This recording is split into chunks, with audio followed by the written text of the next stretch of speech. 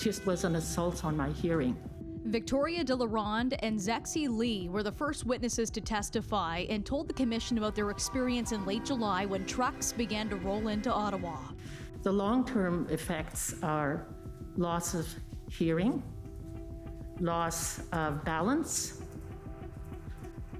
some vertigo, triggered by the sound of any horn now. De la Ronde, who is legally blind, became emotional as she told the commission she eventually begged a friend to pick her up and help her leave the convoy zone. I felt trapped and helpless during that.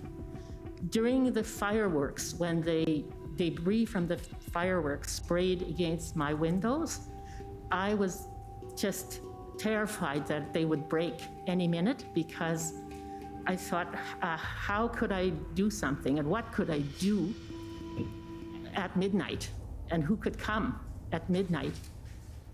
And this is February. A broken window would have been pretty disastrous.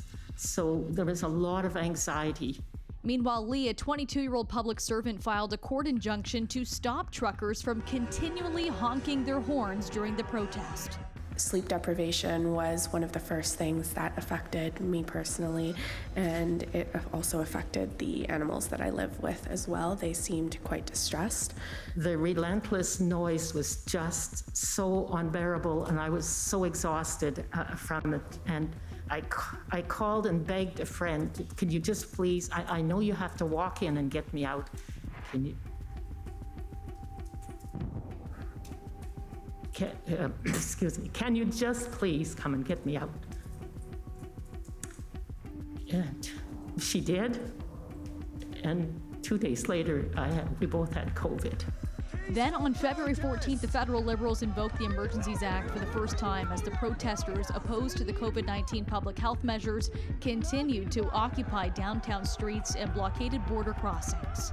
The Emergencies Act will also allow the government to make sure essential services are rendered, for example, in order to tow vehicles blocking roads.